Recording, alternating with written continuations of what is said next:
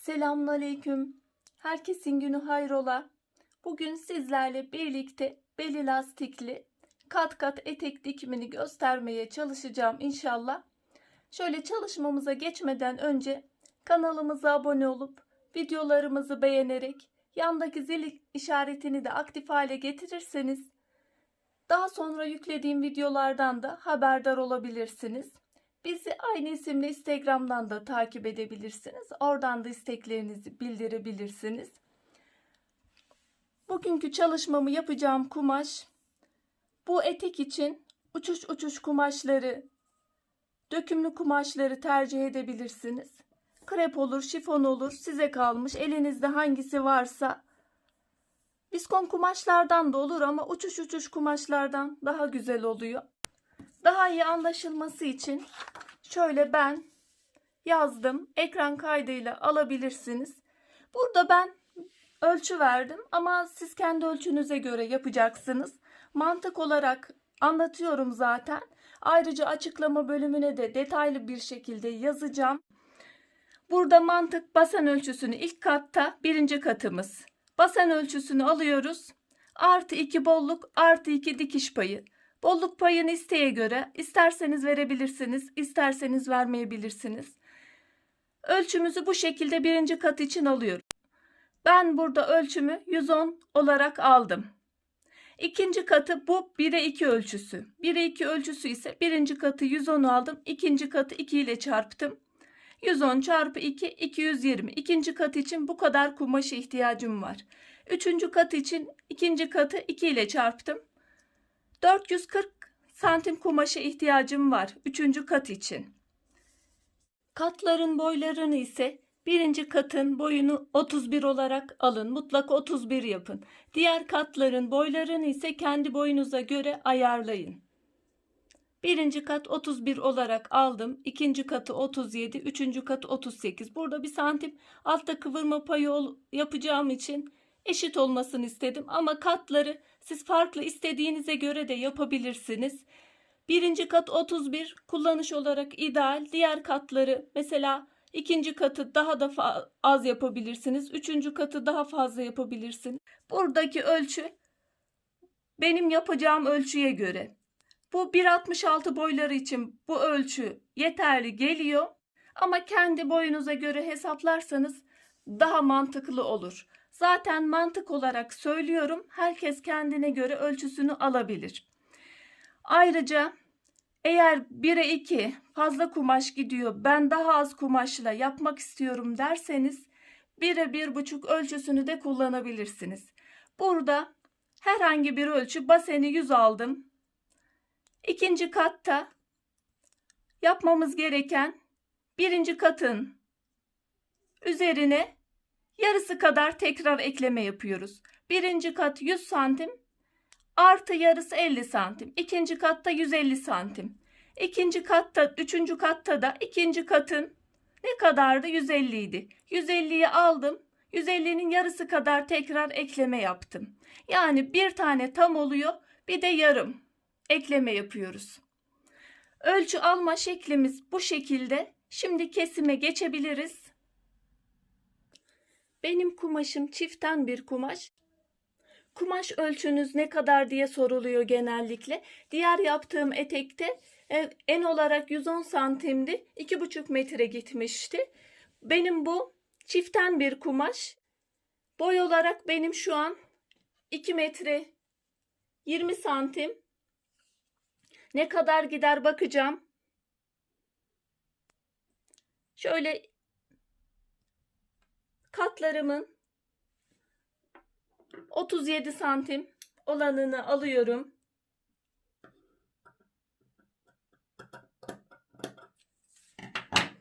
Diğerinde sadece şu kesimi göstermemiştim. Şöyle santimimi aldım. Katımın genişliğini aldım. Şuradan şöyle cırdım. Gitti.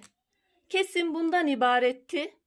Yeni başlayan arkadaşlar anlamadı galiba. O yüzden çok istek geldi tekrar yapın diye. Kesimin bundan ibaret olduğu için video uzamasın diye arka bölümde göstermiştim. Bu video biraz ayrıntılı olacak. Bu şekilde parçalarımı aldım.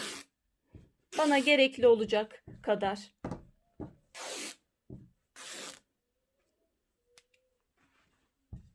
Benim enim yeterli olduğu için şu an tek parça halinde ikinci katımın ölçüsü 37 olarak almıştım. Diğer parçamı da aynı şekilde çıkarıyorum.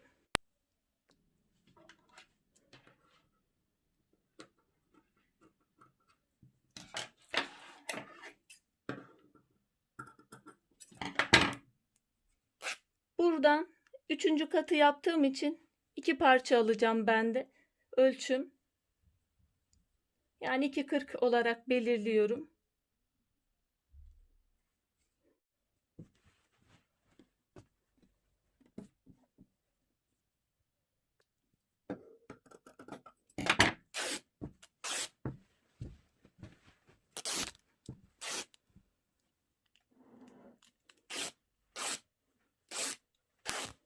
Bu parçamı birinci kat için ayarlayacağım.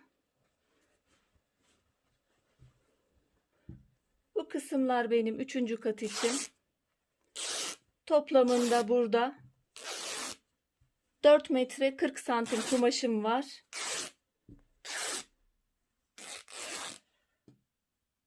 Şöyle belirtiyorum, tam almadım. Bunu da üçüncü kat için kullanacağım. Buradan benim belirlediğim basen ölçüsü kadar ve 31 santim boyunda kumaş alacağım.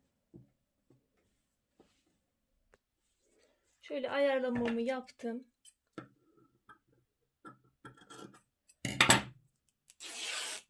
Enine de boyuna da cırılması oluyor.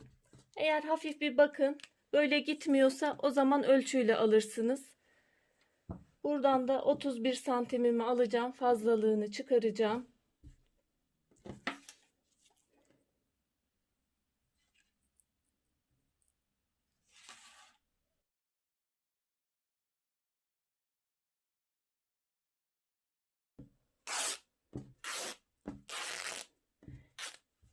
Kesimimiz bundan ibaret. Şu kadar küçük bir parçam kaldı benim. Bunu birinci kat için yapacağım. Eğer dengeli durmasını isterseniz ortadan ikiye ayırabilirsiniz birinci katı için. Her iki taraftan da dikişi olması için.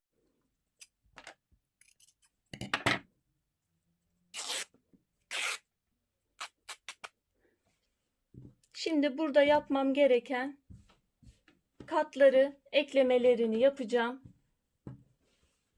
Uçuş uçuş kumaş olduğu için biraz ipliklenmesi çok oluyor. Eklemelerini yapıyorum. Overlocklarını gidiyorum.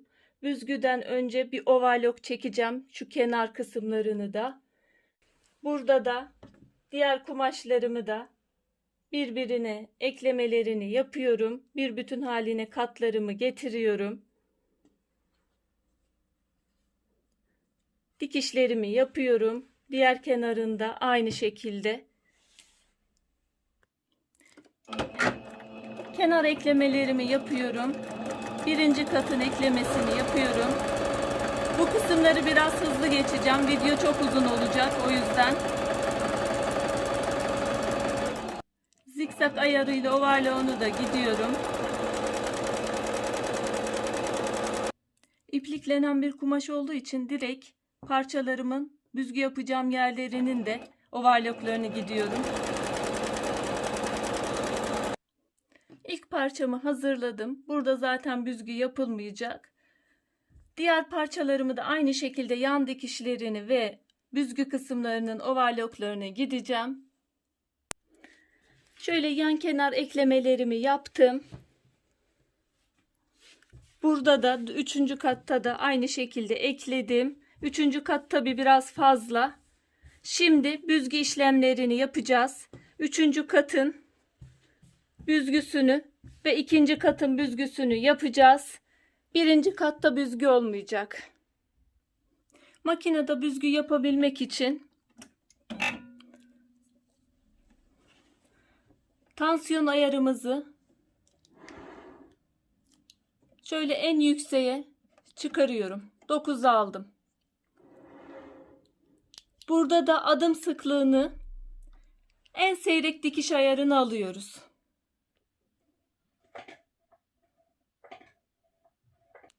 Eğer makineniz güzel büzmüyorsa elde de teyelleyerek büzebilirsiniz. Bütün parçalarımı bu şekilde yapacağım. Büzgü işlemini bitirdim. Büzgüleri neye göre ayarlıyoruz? Ölçüsünü neye göre yapıyoruz? Birinci katın alt kısmının ölçüsüne ikinci katın büzgüsünü ayarlıyoruz. Şöyle büzgü birbirine denk gelmesi gerekiyor. İkinci kısmın alt kısmına, ikinci katın alt kısmına, üçüncü katın büzgüsünü ayarlıyoruz. Aynı bu şekilde ölçü dahilinde oluyor. Şimdi yerleştirmesine geçiyoruz. Şöyle yerleştiriyorum. Yüzü yüzüne bakacak şekilde. Birinci katımı içe doğru yerleştiriyorum. Dikişi dikişe getiriyorum. Burada yüzü yüzüne bakıyor kumaşlarım. Dikişi dikişe getirdim. Şöyle bir ile ikinci katı iğneledim. Şimdi makinede dikeceğim. Sonra alttaki katı da aynı şekilde yapacağım. Burada dikkat etmemiz gereken büzgülü kısmın üst kısımda kalması ve büzgü dikişinin dış kısımda kalması. Büzgü dikişinin iç kısmından dikeceğiz. Çünkü bu dikiş düz taraftan görünmemesi için. Ona dikkat ediyoruz ve bu birleştirmeyi yapıyoruz.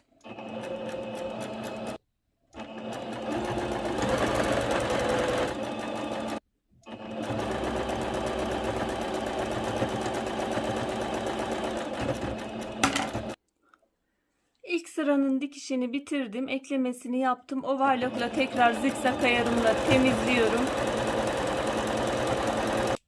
Bir ile ikinci katı eklemesini yaptım.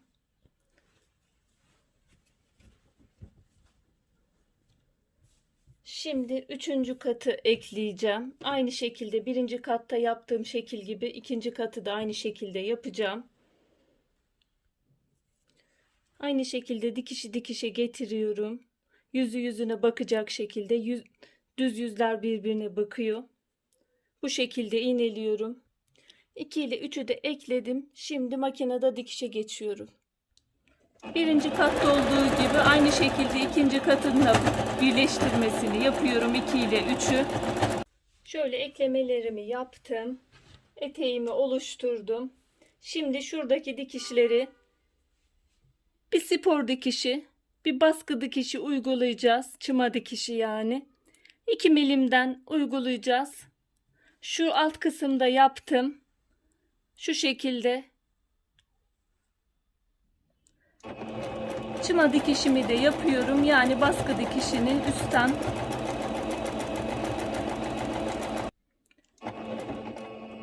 Dikişimi de bitirdim. Şimdi bel kısmına geçmiş olacağız. Lastik için siz isterseniz üzerine direkt de dikebilirsiniz. Overlock çekip şöyle çektirerek de dikebilirsiniz. Ben şöyle kanal yaparak içinden lastiği geçireceğim. Lastiğin geçtiği kadar, geçmesini sağlayacağı kadar bir katlama yapacağım.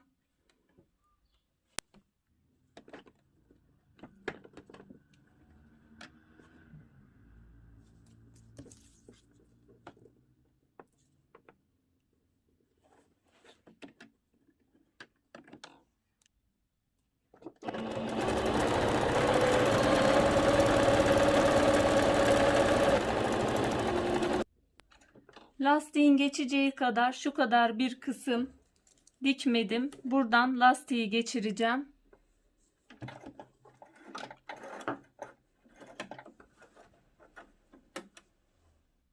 Filkete iğne yardımıyla geçiriyorum lastiğimi.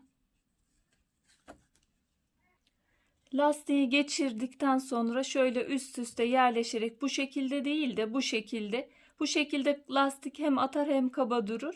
Bu şekilde her iki tarafından da dikiyoruz. Lastiği geçirmek için bıraktığım boş kısmı da dikiyoruz. Ayrıca orta kısımdan bir de dikiş gideceğim. Lastiğin dönmemesi için. Aynı şekilde çekerek dikeceğim.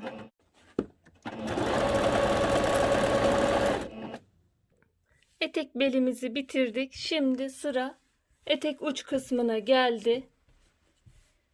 Burada ister şöyle overlock çekin, tek katlayın. İster şöyle bir katlayacağım. Tekrar bir daha katlayacağım. 2 olacak. Bu şekilde de yapabilirsiniz.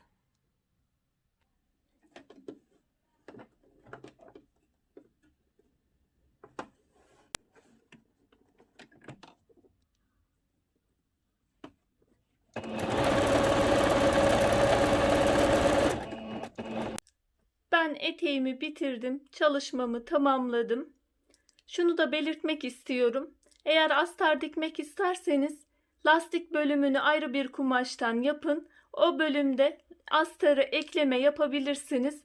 Ya da iç gösteren kumaşlarda seyyar astar da kullanabilirsiniz. Umarım faydalı bir çalışma olmuştur. Şimdiden yapmak isteyen, denemek isteyen arkadaşlara kolaylıklar diliyorum. Allah'a emanet olun. Hoşça kalın, sağlıcakla kalın.